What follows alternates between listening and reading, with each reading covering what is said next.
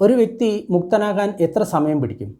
സതിപഠാന സൂത്രത്തിൽ ബുദ്ധൻ പറയുന്നു, 7 വർഷം മുതൽ 7 ദിവസത്തിനുള്ളിൽ നിങ്ങൾ യഥാർത്ഥ രീതിയിൽ സതിപഠാനം അഭ്യസിക്കുകയാണെങ്കിൽ നിങ്ങൾ തീർച്ചയായിട്ടും ഒന്നില്ലെങ്കിൽ അനാഗാമിയായിട്ട് തീരും, അല്ലെങ്കിൽ അർഹന്തനായിട്ട് തീരും എന്ന് പറയുന്നു. നമ്മളിൽ പലരും 10ഉം 20ഉം വർഷം അഭ്യസിച്ചിട്ടും എന്നിട്ടും ഒന്നും ആവാത്തതിൻ്റെ കാരണം എന്താണ്?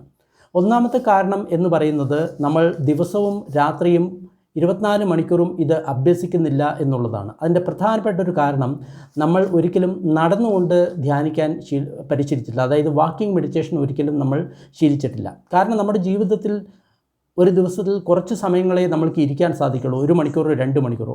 അപ്പോൾ ഇരുന്ന് മാത്രം ധ്യാനിക്കുന്ന ഒരു വ്യക്തി, ആ വ്യക്തി എഴുന്നേൽക്കുന്ന സമയത്ത് ആ വ്യക്തിയുടെ ധ്യാനം പോകുന്നു.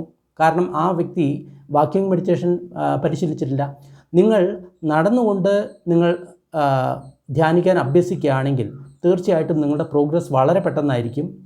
അതുകൂടാതെ മറ്റൊരു കാര്യം ഓർക്കണം, 2 മിസ്റ്റേക്ക് വരാൻ സാധ്യതയുണ്ട്. ഒന്നില്ലെങ്കിൽ നമ്മൾ തെറ്റായിട്ടുള്ള രീതിയിലാണ് കാര്യങ്ങൾ ചെയ്യുന്നത്, ധ്യാനിക്കുന്നത്, അല്ലെങ്കിൽ നമ്മൾക്ക് കിട്ടിയിട്ടുള്ള വിധി തെറ്റാണ്.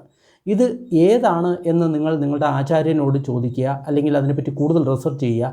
നിങ്ങൾ ചെയ്യുന്ന വിധി തെറ്റാണോ, അല്ലെങ്കിൽ നിങ്ങൾ ചെയ്യുന്നത് തെറ്റാണോ? ഇത് രണ്ടിൽ ഏതെങ്കിലും ഒരു കാരണം കൊണ്ടായിരിക്കും നിങ്ങൾക്ക് മുക്തി ലഭിക്കാൻ താമസിക്കുന്നത്. ഈ കാര്യം നിങ്ങൾ ഒന്ന് ഗഹനമായിട്ടൊന്ന് ചിന്തിക്കുക.